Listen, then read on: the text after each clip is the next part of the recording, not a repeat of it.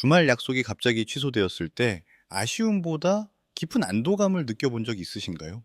그렇다면 또 당신의 뇌는 지금 이 순간에도 98%의 사람들이 절대 하지 못하는 일을 하고 있는 겁니다. 세상은 이런 사람들을 사회성이 부족하거나 우울한 사람이라고 부릅니다. 하지만 런던 정경대가 주도한 일만 5천 명 규모의 대규모 연구는 정반대의 결론을 내렸습니다. 혼자 있는 시간을 즐기는 사람들의 뇌는 구조적으로 다릅니다. 평범한 사람들보다 전두엽 활성도가 높고 정보 처리 속도가 빠르며 감정 조절 능력이 월등했습니다.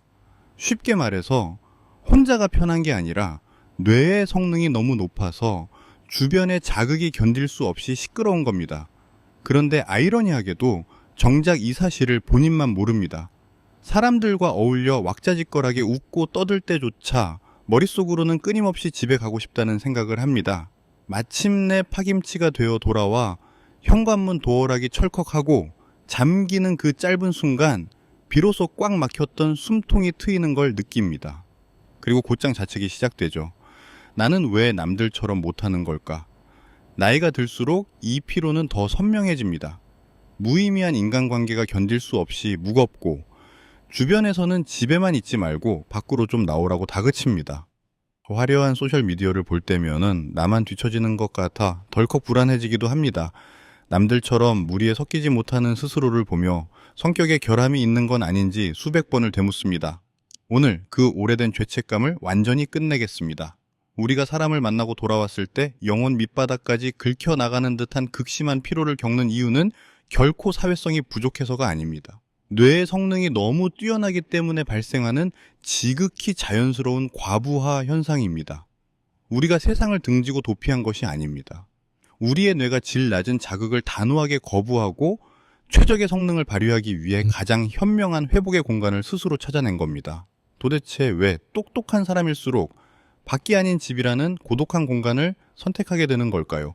지금부터 뇌과학과 심리학이 밝혀낸 그 명확한 근거를 하나씩 해부해 보겠습니다.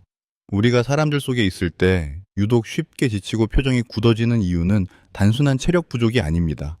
진화심리학의 관점에서 보면은 이것은 지능과 밀접한 관련이 있습니다.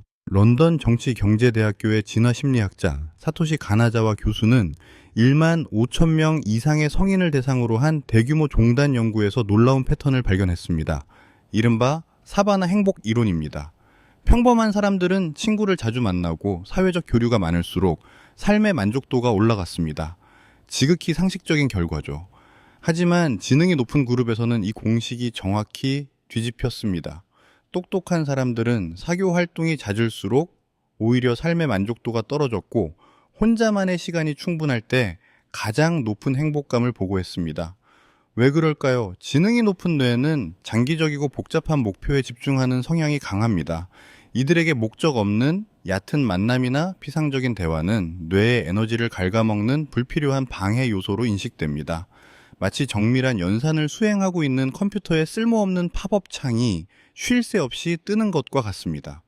성능이 좋을수록 그 끊김이 더 치명적으로 느껴지는 겁니다. 하지만 진짜 문제는 에너지 소모만이 아닙니다.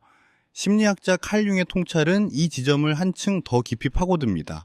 칼 융은 사람의 마음속에 타인에게 보여주기 위한 사회적 가면, 즉 페르소나가 존재한다고 보았습니다. 누구나 사회적 장면에서는 어느 정도 가면을 씁니다. 그런데 지능이 높고 내면이 깊은 사람일수록 진짜 자신의 모습과 세상이 요구하는 페르소나 사이의 간극이 너무나도 큽니다. 이 간극이 클수록 가면을 유지하는데 소모되는 심리적 비용은 기하급수적으로 치솟습니다. 이들은 세상을 입체적이고 다차원적으로 바라봅니다. 하지만 모임에 나가 사람들과 대화를 나눌 때 그 복잡한 생각들을 그대로 꺼내놓으면은 사람들은 부담스러워하거나 분위기가 어색해집니다. 그래서 우리는 본능적으로 상대방이 이해하기 쉬운 수준으로 나의 생각을 깎아내고 단순화시키는 작업을 끊임없이 수행합니다. 10마디를 할 수 있는 사람이 2마디로 줄이는 것, 잘려나간 8마디가 고스란히 내면의 압력으로 쌓이는 겁니다. 융의 관점에서 보면은 이것은 진짜 자기 셀프와 사회적 가면인 페르소나 사이의 괴리가 만들어내는 심리적 소진입니다. 결국 우리가 모임에서 나누는 대화의 상당 부분은 진정한 교감이 아닙니다. 타인의 기준에 나를 맞추고 상대방을 편안하게 해주기 위해 고도로 계산된 감정 노동이자 퍼포먼스입니다. 진짜 내 모습을 억누르고 한없이 가벼운 척을 해야 하니 몇 시간만 지나도 기가 빨리고 녹초가 될 수밖에 없는 것입니다. 그런데 여기서 의문이 하나 생깁니다. 같은 모임에 같은 시간을 보내도 어떤 사람은 멀쩡하고 우리만 유독 탈진하는 이유는 뭘까요? 이 차이는 뇌의 하드웨어 자체가 다르기 때문입니다. 우리 뇌 깊숙한 곳에는 세상의 수많은 정보 중 무엇을 뇌 안으로 받아들일지 결정하는 문지기, 망상활성계라는 기관이 있습니다. 혼자 있는 것을 좋아하고 감각이 예민한 사람들은 이 필터의 구멍이 일반인보다 훨씬 크게 열려 있습니다. 즉, 같은 환경에 앉아 있어도 뇌 안으로 쏟아져 들어오는 정보의 양 자체가 압도적으로 많습니다. 비유하자면 보통 사람들의 뇌가 480p 화질의 일반 카메라라면 우리의 뇌는 모든 디테일을 잡아내는 8K 시네마 카메라와 같습니다. 시끄러운 식당에 가면은 남들은 무심코 지나치는 옆자리의 소음, 상대방의 미세한 눈썹 움직임과 목소리 톤의 변화, 심지어 방 안을 맴도는 어색한 공기의 흐름까지 우리의 뇌는 하나도 놓치지 않고 초고 화질로 녹화합니다. 타인은 안테나 하나로 세상을 살아가는데 우리는 10개의 고감도 안테나를 세우고 끊임없이 데이터를 처리하는 셈입니다. 기계의 성능이 너무 뛰어나서 처리해야 할 데이터 용량이 압도적으로 많으니 배터리가 남들보다 몇 배는 빠르게 방전됩니다. 이것은 의지의 문제도 성격의 결함도 아닌 순수한 생물학적 현상입니다. 게다가 우리의 뇌는 반응하는 연료 자체가 다릅니다. 신경과학에서는 이것을 신경 전달 물질 선호 경로의 차이라고 부릅니다. 어떤 이들의 뇌는 새롭고 강렬한 자극을 받을 때 분출되는 도파민을 갈망합니다. 그들은 시끄러운 파티나 낯선 사람들과의 만남에서 살아있음을 느끼고 자극이 사라지면 공허해집니다. 하지만 우리의 뇌는 외부의 폭발적 자극보다 아세틸콜린이라는 신경 전달 물질에 더 깊은 안정감을 느끼도록 배선되어 있습니다. 아세틸콜린은 익숙하고 안전한 내 방에서 조용히 책을 읽거나 복잡한 생각을 정리하거나 아무에게도 방해받지 않고 하나의 세계에 깊이 몰입할 때 풍부하게 분비됩니다. 도파민이 불꽃놀이라면 아세틸콜린은 벽난로의 불씨 같은 것입니다. 화려하지 않지만 훨씬 오래, 훨씬 깊이 우리를 데워줍니다. 우리의 뇌는 이 묵직한 충만함을 훨씬 더 가치 있게 여기도록 설계되어 있는 겁니다. 그렇기에 우리가 집으로 돌아와 현관문을 닫고 외부의 소음을 차단하는 행위는 결코 세상으로부터의 도피가 아닙니다. 그것은 과열된 뇌의 엔진을 식히고 가장 효율적인 성능을 되찾기 위해 뇌가 스스로 선택한 자발적 회복 프로토콜입니다. 그리고 여기서 한 가지, 대부분의 사람들이 모르는 결정적인 사실이 있습니다. 사람들은 집에서 아무것도 안 하고 있으면 지루하지 않냐고 묻습니다. 그 질문 자체가 우리의 뇌에서 무슨 일이 벌어지고 있는지 전혀 모르기 때문에 나오는 말입니다. 우리가 침대에 가만히 누워 천장을 바라보는 그 정적인 순간 뇌 속에서는 디폴트 모드 네트워크라는 거대한 신경회로가 강력하게 점화됩니다. 워싱턴 대학교의 신경과학자 마커스 레이클이 최초로 발견한 이 네트워크는 외부의 과제가 주어지지 않은 조용한 상태에서만 비로소 전력 가동됩니다.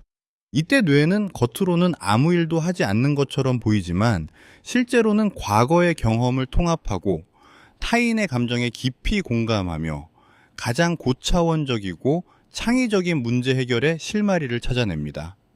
아이작 뉴턴이 사과나무 아래에서 아인슈타인이 특허 사무실의 조용한 오후에 다윈이 고독한 산책로에서 인류의 역사를 바꾼 통찰을 떠올린 것은 우연이 아닙니다. 위대한 발견은 거의 언제나 고요 속에서 탄생했습니다.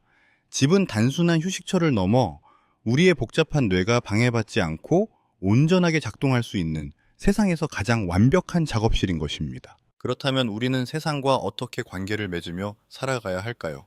여기서 한 가지 오해를 먼저 바로잡겠습니다. 지금까지의 이야기가 그러니 집에만 틀어박혀 있으라는 뜻은 아닙니다. 무조건적인 고립은 뇌를 보호하는 것이 아니라 오히려 퇴화시킵니다. 핵심은 완전한 단절도 무분별한 참여도 아닌 우리의 유한한 에너지를 철저하게 통제하고 전략적으로 배분하는 것입니다. 지금부터 뇌과학이 검증한 3가지 구체적인 실천법을 말씀드리겠습니다. 첫 번째, 나가기 전에 에너지 예산을 세우십시오. 우리의 의지력은 쓰면 쓸수록 강해지는 근육이 아닙니다. 로이 바우마이스터 교수의 자아 고갈 이론이 밝혔듯 의지력은 용량이 정해진 배터리에 가깝습니다. 한번 소진되면 충전 없이는 다음 과제를 수행할 수 없습니다. 그래서 우리에게는 외출 전 에너지 예산이라는 개념이 필요합니다. 방법은 단순합니다.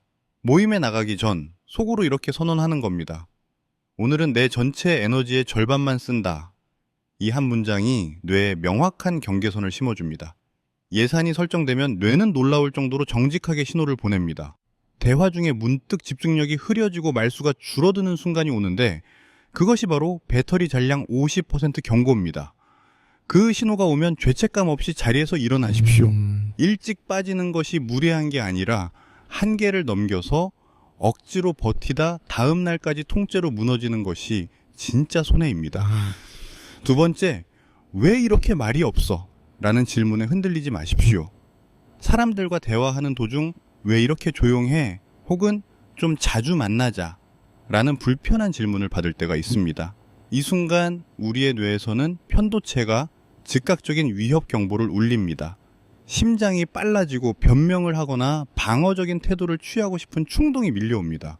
이때 딱 한 가지만 기억하십시오. 3초만 입을 다무십시오.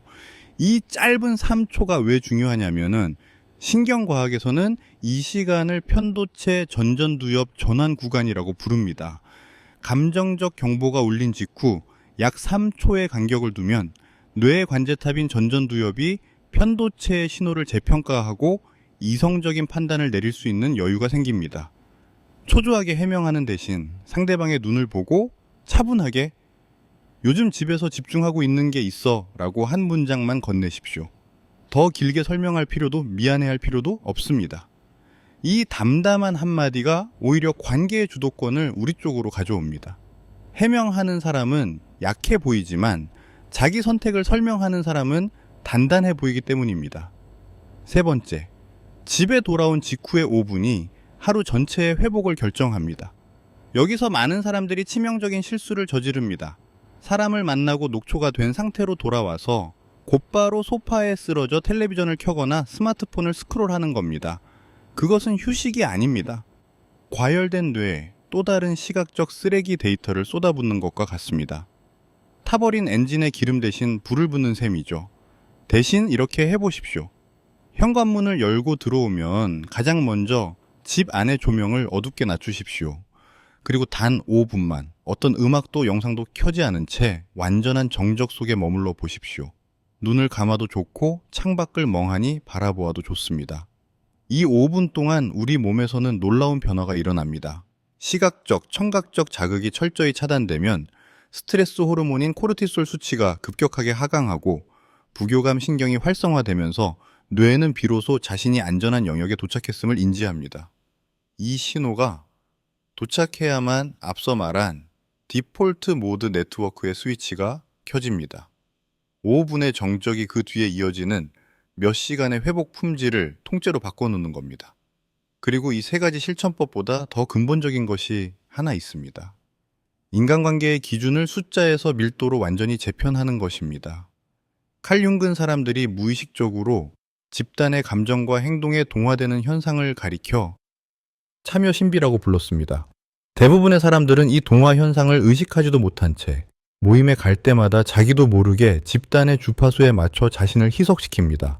우리는 그 희석을 견딜 수 없을 만큼 선명하게 감지하는 사람들입니다. 그렇기에 더 이상 영향가 없는 다수의 관계에 억지로 동기화될 필요가 없습니다. 기준은 이겁니다. 만났을 때 나의 복잡한 생각을 깎아내지 않아도 되는 사람. 있는 그대로의 다차원적인 내 모습을 꺼내놓았을 때 부담스러워하는 대신 오히려 눈이 반짝이는 사람. 그런 사람과 보내는 1시간은 에너지를 소모하는 것이 아니라 충전합니다. 그런 극소수의 사람만 곁에 두면 충분합니다. 100명의 연락처보다 1명의 깊은 연결이 우리의 뇌에게는 비교할 수 없이 더 강력한 자양분이 됩니다. 정리하겠습니다. 오늘 우리는 똑똑한 사람일수록 왜 집이라는 공간을 사랑하게 되는지 그 이면에 숨겨진 뇌의 작동 원리를 3가지 축으로 살펴보았습니다. 우리가 사람들과 있을 때 극도로 지치는 것은 진짜 자신을 숨기고 페르소나를 유지하며 10마디의 생각을 2마디로 끊임없이 압축하는 과정에서 발생하는 심리적 소진 때문입니다. 우리의 뇌는 8K 카메라처럼 남들이 놓치는 모든 디테일을 동시에 수신하는 고감도 필터를 장착하고 있어서 같은 환경에서도 처리해야 할 데이터량이 압도적으로 많고 그만큼 배터리가 빠르게 방전됩니다. 그리고 외부 자극이 차단된 고요한 시간에 우리의 뇌는 디폴트 모드 네트워크를 전력 가동하여 가장 고차원적인 자아 성찰과 창의적 통합을 수행합니다. 우리가 만남의 피로를 느끼고 고독을 선택했던 것은 결코 나약해서도 비사교적이어서도 아닙니다.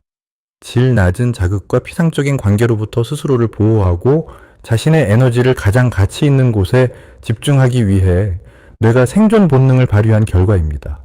그러니 더 이상 억지로 사교적인 척 연기하며 소중한 에너지를 갉아먹지 않아도 괜찮습니다. 당신의 섬세하고 예민한 뇌는 고쳐야 할 결함이 아닙니다. 남들은 평생 가질 수 없는 희귀하고 정밀한 장비입니다. 오늘 이 영상을 끝까지 본 당신에게 마지막으로 한 가지만 묻겠습니다. 집에 돌아와 현관문이 닫히는 그 순간 당신만의 고유한 회복 루틴은 무엇인가요?